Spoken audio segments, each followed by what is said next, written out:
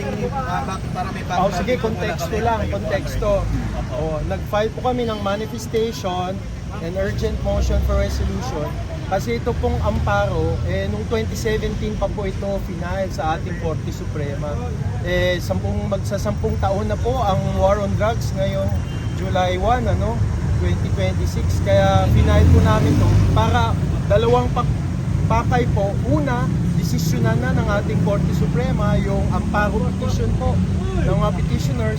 Ikalawa, sabihin na po ng Korte Suprema na labag sa konstitusyon ang nangyaring war on drugs po. Bakit po mahalaga na ma-declare na unconstitutional yung war on drugs?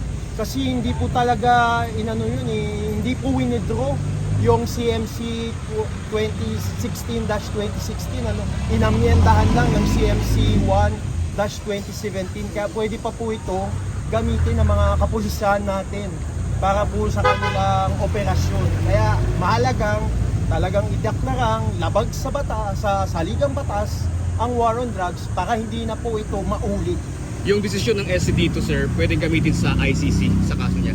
Well, iba naman po talaga yung ICC, Iba yung ICC, iba po ang Korte Suprema.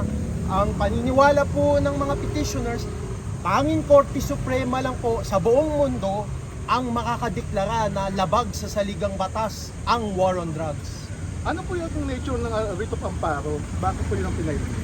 Pinay po namin yung 2017 kasi gusto po ng petitioners ng proteksyon sa kanilang karapatan sa buhay, sa seguridad, at sa liberty po nila. Kaya pinay po nila kasi grabe po yung takot nila nung panahon po yun.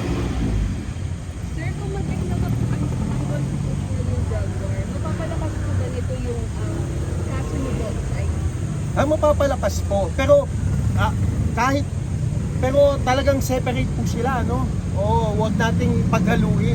Kasi tanging Korte Suprema lang po ang makakadeklara na unconstitutional po ang war on drugs. Yung objektiba saka intention nitong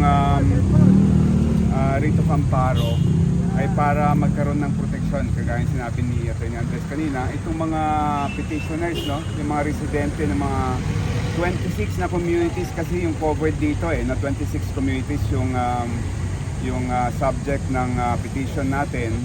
At hanggang ngayon, effective pa rin yung Oplan double barrel, So kung may mangyayaring operation doon, pwedeng gamitin ng mga police. And kapag may insidente, pwede nilang gamitin depensa nila yung Oplan double barrel, yung CMC, yung Memorandum Circular. So hinihingi namin sa Supreme Court sana na desisyonan na at sabihin invalid, unconstitutional ito, para hindi na magamit, Hindi na magamit at bigyan sana ng proteksyon yung mga petitioners sa kaso.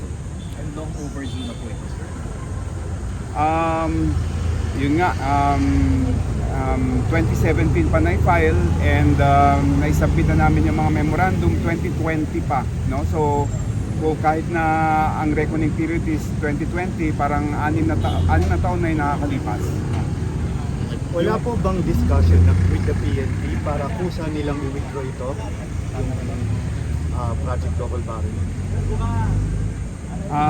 Yung kaso kasi naihahay na sa Korte Suprema, So kung gusto nilang i-withdraw, pwede naman nila i-withdraw, pero 6 na taon na nakakaraan, or actually 9 years na if you reckon it from 2017, wala namang ginagawa yung PNP para i-withdraw ito. Kaya po yung mga petitioners, sila po ay sumasamo at nananalangin at nagmamakaawa po sa ating Korte Suprema na bigyan na po sila ng proteksyon ng amparo. At ikalawa po, talagang ideklara ng labag sa konstitusyon ang war on drugs. Pwede nyo po silang tanungin.